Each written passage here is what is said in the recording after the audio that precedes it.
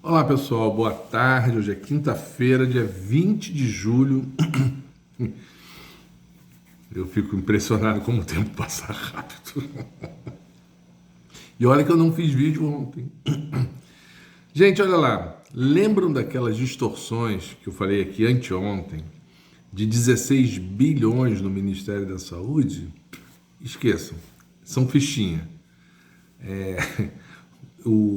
Em 2022, em 5 ministérios, são 202 bilhões que foram apurados pela CGU do que eles chamam de distorções orçamentárias, enfim, tal, não sei o quê. Não tem nenhuma suspeita nesse assunto, nesse aspecto de corrupção, mas no mínimo é um total descontrole das contas públicas, eu falei aqui, né, do patrimônio, dos estoques.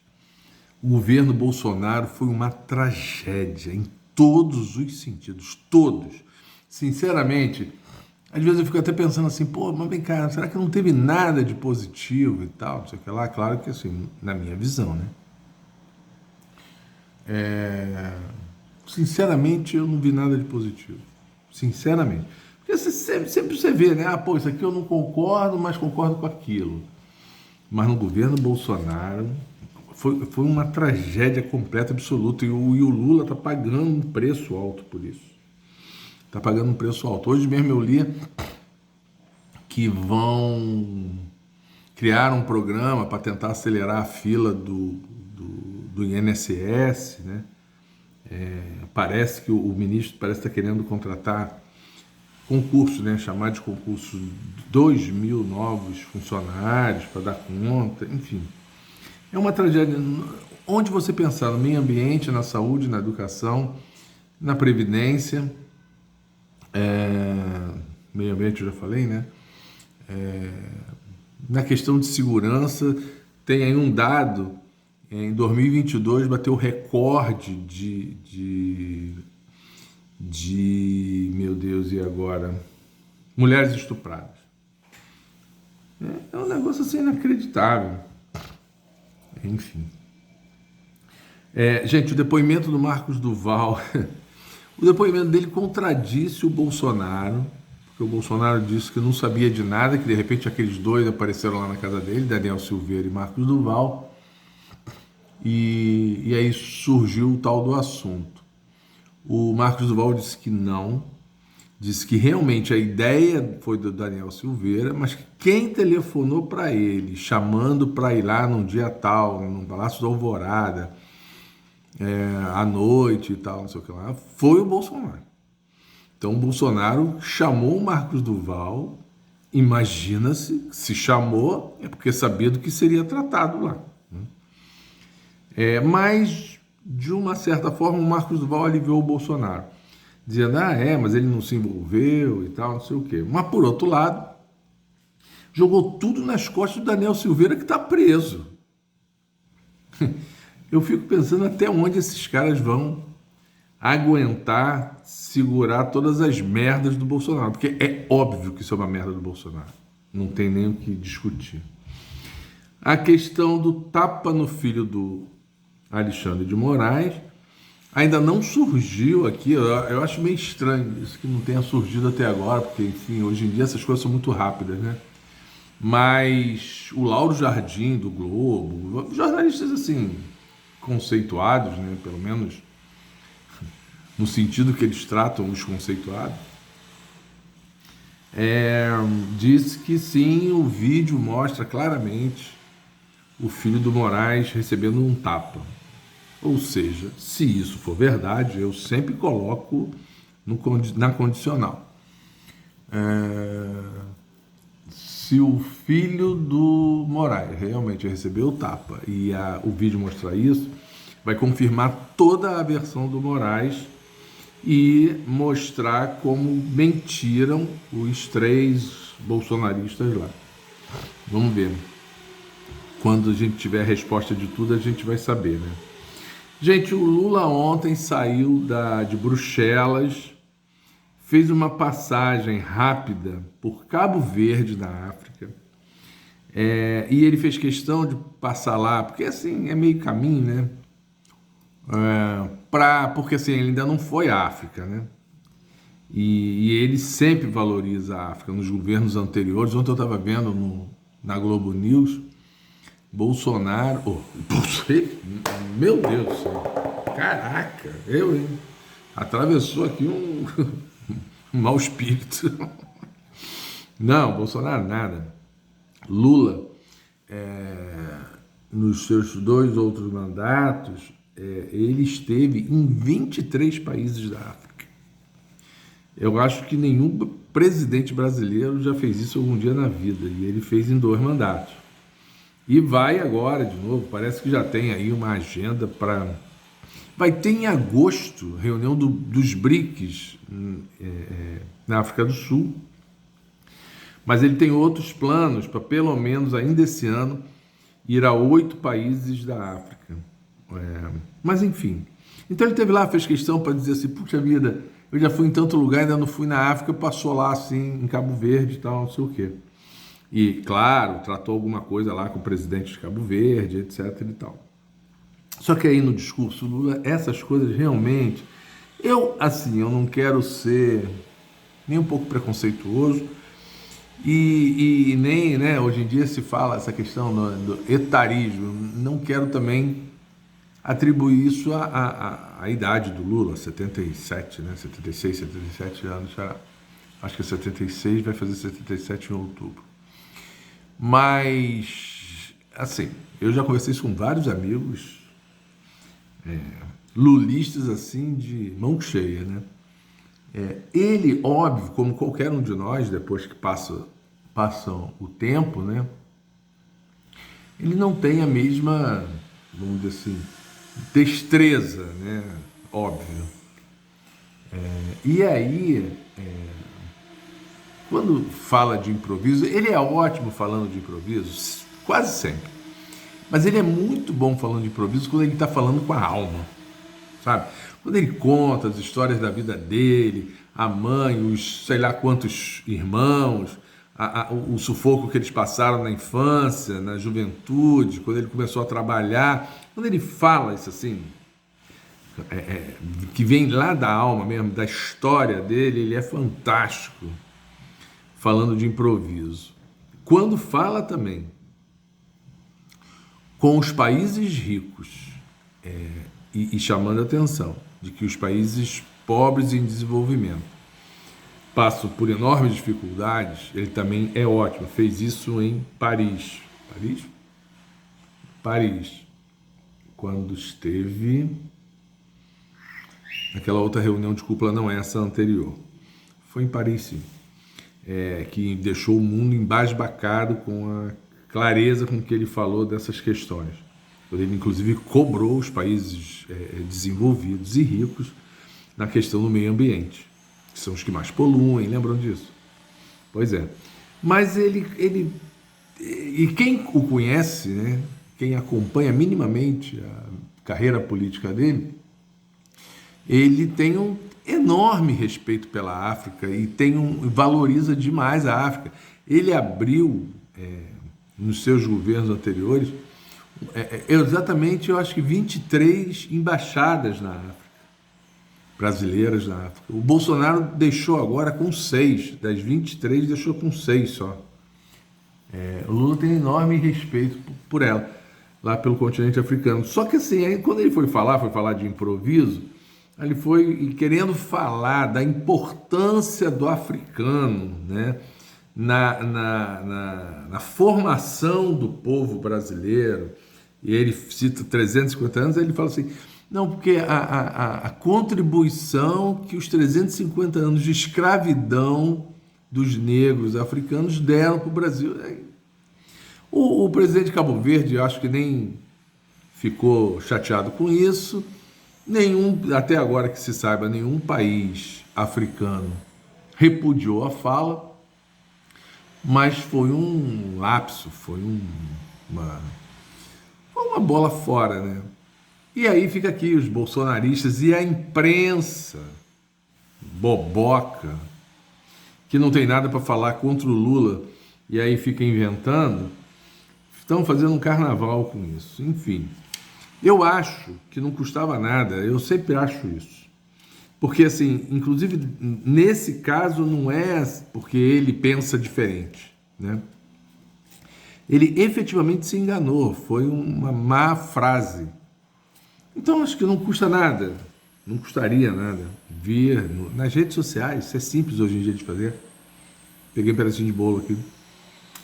Nas redes sociais e vi dizer, olha só, me coloquei mal, fui infeliz e a frase não é essa, a frase é aquela. Isso aí, na minha opinião, resolvido. Agora, vamos falar de outra polêmica. Essa então, a imprensa fazendo um carnaval estrondoso. A divergência que houve entre o Boric, presidente do Chile, e o Lula, lá em Bruxelas, nesse caso, dizendo respeito à guerra da Rússia e Ucrânia. Impressionante como esse assunto rende, né? Aliás, a Venezuela também. A Globo News, não estou de sacanagem, tem 3 semanas que a Globo News fala todo dia da Venezuela, só para bater no Lula. Porra, nem a Venezuela dá tanto cartaz assim para a Venezuela como a Globo News está dando. E aí, gente, é o seguinte, eles pegaram, eu vi o trecho não completo, mas quase completo do que o Boric falou e o trecho muito completo do que o Lula falou. O Boric estava reclamando que não houve uma ênfase no documento final do encontro, 60 países, e o Lula faz questão de chamar a atenção disso, e o Boric diz assim, olha, eu não fiquei satisfeito, acho que essa reunião não serviu de nada, porque não falou, não atribuiu à Rússia a responsabilidade por ter invadido a Ucrânia e estar tendo uma guerra. É isso que o Boric fala. E aí, o Lula termina toda a participação dele lá. Sempre que ele termina, o Lula tem esse hábito, que eu acho ótimo, ele abre um espaço com a imprensa brasileira para comentar o encontro, seja qualquer um deles, G7, G20, Nações Unidas, o que for. Ele para e faz uma avaliação do encontro. E aí eles estavam fazendo uma avaliação positiva, muito em função, que eu já falei aqui também terça-feira, da definição que eles tiveram, definição não, né, da proposta de acordo que eles tiveram em relação à questão da Venezuela, lá que eu lembro, Macron, presidente da Colômbia, presidente da Argentina, Lula, por iniciativa do Lula. O Macron elogiou o Lula, dizendo que o Lula aumentou em muito a qualidade desse debate sobre a Venezuela, um debate que a Europa já vinha fazendo há algum tempo, que não saía do lugar, enfim e tal, não sei o quê. E o Lula estava muito satisfeito com isso, e tem que estar. Aliás, a imprensa está tratando como o grande sucesso desse encontro, é um encontro entre Europa e América Latina, gente, e Caribe.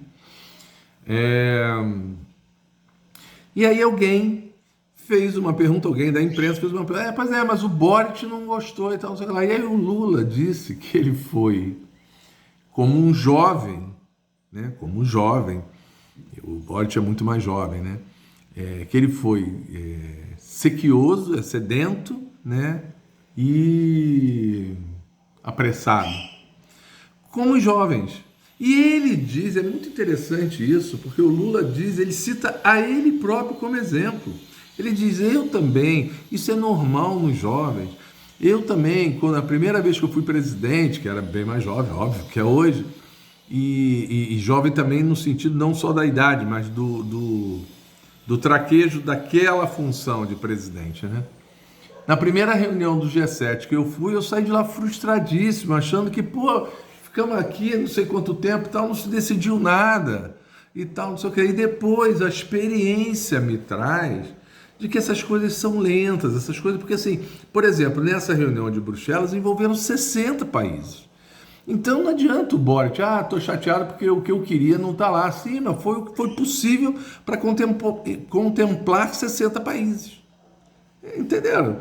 Então, assim, foi essa a discussão, foi essa coisa. E o Boric, depois, a imprensa foi de novo em cima do Boric para tentar criar uma intriga, e ele falou, não, tem maior respeito pelo Lula, só que a gente discorda desse ponto, mas não me sinto ofendido e tenho maior respeito pelo Lula, tenho maior carinho, admiração, será que é que ele falou?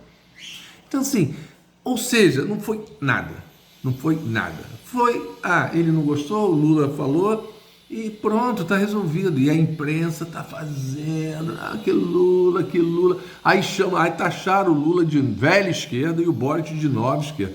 Esses caras não aprendem. Eu não estou dizendo que o Boric não tenha valor, nem que não seja nova esquerda, não estou dizendo nada disso. Só que esses caras não aprendem. Eles colocam rótulos. Aí lá na frente, se alguma coisa não for exatamente como como o rótulo que eles colocaram, aí eles lá na frente ficam perdidos e sequer fazem autocrítica. Isso já aconteceu milhares de vezes. Eu não vou ficar aqui levantando exemplos, mas já aconteceu milhares de vezes. Porque eles adoram isso, eles adoram criar um rótulozinho, e nesse caso, para bater no Lula, né? Então, para bater no Lula vale tudo. Eu acho que eles deviam tomar cuidado, não pelo Boric, enfim.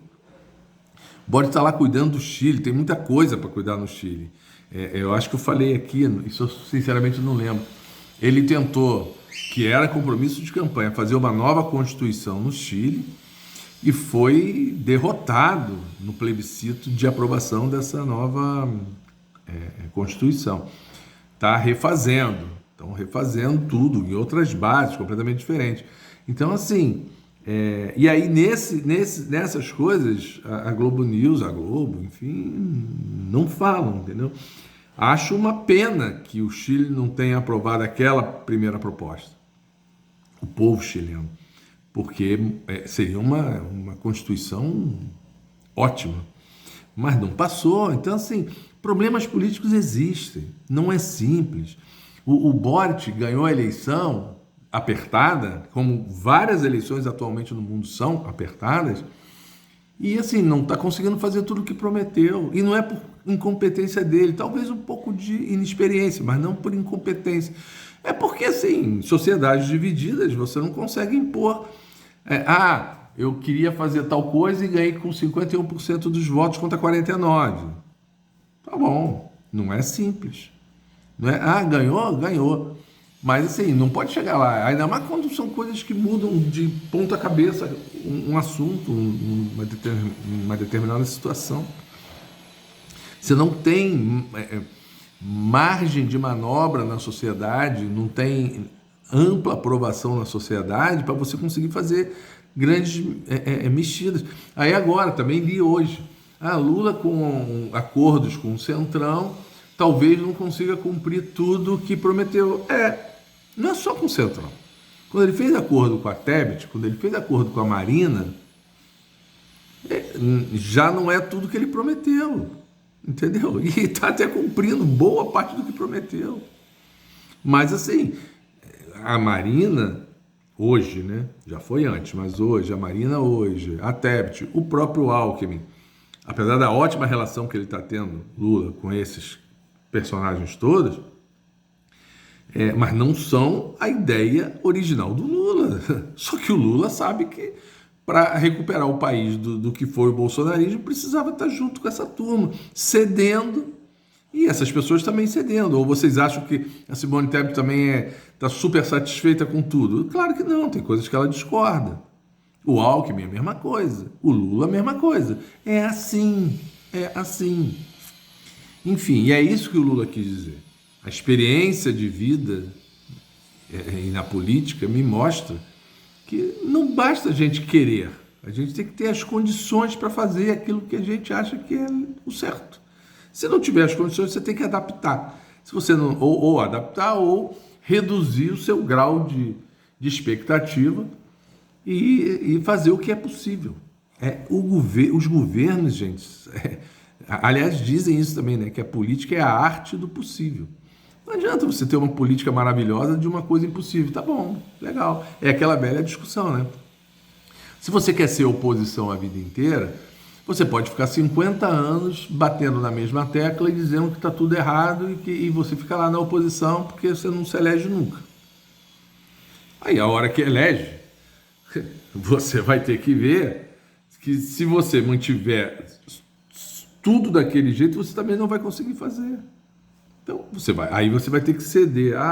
Puxa vida, tá traindo seus princípios e tal, sei lá, depende. Trair princípio é outra coisa. Trair princípio é outra coisa. Agora, vai fazer o que for possível fazer. Que não foi tudo, mas foi uma parte. Eu consegui fazer uma parte interessante que eu penso ser o melhor para o país. Enfim, é uma longa discussão essa. Agora vamos falar de coisas, essas sim, barra pesada, né? O governador do Texas decidiu, lá na questão da fronteira deles com o México, decidiu o seguinte, fez lá umas barreiras no Rio, e decidiu o seguinte, crianças e bebês que entrem de forma ilegal, mexicanos, né, basicamente, não só mexicanos, da América Central, por ali, e até mesmo daqui da América do Sul, que entrem ilegalmente na fronteira, o governo determinou que as autoridades dali da fronteira joguem no rio crianças e bebês. Genocídio, homicídio. O presidente dos Estados Unidos achou não é uma afronta, ele usou um termo bem duro, dizendo que é um negócio abominável, acho que foi abominável, que considerou abominável a decisão do governo do Texas. E é isso, nos Estados Unidos funciona assim. O presidente da República acha abominável, só que o governador do Texas pode fazer isso, sei lá se pode, para mim é crime. E é isso, cada estado faz de um jeito. Então tem estado que vai jogar a criancinha no rio, tem outro estado que vai jogar na fogueira, tem outro estado que vai jogar, estou exagerando, óbvio, né? Quer dizer, não sei, eu nem sei se eu estou exagerando, porque a gente acha que, vai jogar a criança no fogo, isso é obviamente só uma figura de linguagem. Mas o cara mandou jogar no rio, e mandou jogar mesmo, não é figura de linguagem. Eu não sei, e aí é aquela história, né? Mas os Estados Unidos, então, é um país democrata. Eu acho isso aqui muito confuso, para tratar isso como, né? Peraí, se tem uma lei maior nos Estados Unidos que diz, não, isso não pode fazer, aí o governador de lá resolve fazer, e aí vale, e o Estados Unidos, né? O país Estados Unidos não pode fazer nada, eu acho muito esquisito. Não gostaria de viver num país assim também, não. E agora, gente, vamos falar de uma coisa boa e depois como a imprensa também deturpa outra coisa. O governo Lula reajustou em 94% as bolsas de pesquisa, ou seja, investimento pesado em pesquisa no Brasil. Não é preciso dizer que nos governos Temer e Bolsonaro, não houve qualquer reajuste para bolsas de pesquisa e corte de verbas em pesquisa, etc. e tal. No governo Dilma houve alguns, e no finalzinho, quando entrou na crise geral, não houve. Mas aí era por conta de uma crise geral e não por uma política, diferentemente de Temer e Bolsonaro, que fizeram uma política de desmantelamento do setor de pesquisas no Brasil, que Lula está recuperando agora. Isso fecha com aquilo que eu falei lá na frente, né? Lula está tendo que reconstruir esse país. E aí, falando em reajuste, eu ontem ouvi, acho que foi na CBN, foi no rádio do carro, acho que foi na CBN ou na Band News, foi na CBN, dizendo assim, Petrobras reajustou o preço do gás natural. Aí fiquei, puxa vida, teve que reajustar, né? Porque em algum momento vai ter que subir o preço, né? Eu falei, caramba, poxa vida, teve que reajustar o preço do gás natural, esse gás do posto de gasolina, né? Aí entra, essa é a chamada da matéria, aí entra a matéria, aí na matéria diz assim, a Petrobras reduziu o preço em 7%. Aí eu fiquei pensando assim, puxa vida, assim, se você for fazer literalmente, está correto. Quando você faz um reajuste, reajustar é você olhar um preço, né? No caso, o reajuste de preço, é olhar um preço, e aí ele está errado. Para baixo ou para cima, você reajusta, para baixo ou para cima. Mas o hábito, ainda mais pela imprensa, é você falar reajuste, como eu falei em cima, reajustou as bolsas de pesquisa em 94%, ou seja, aumentou. E aí não é ignorância, não é à toa, não é descuido. Ao contrário, é muito cuidadoso em manipular a informação. Então, fala em reajuste, Petrobras reajusta o preço do gás natural. Se a pessoa está escutando o rádio do carro naquele momento e chegou no seu destino e sai do carro, fica com esta mensagem na cabeça. Reajustou para cima. E, na verdade, era um reajuste para baixo, menos 7%. Até amanhã.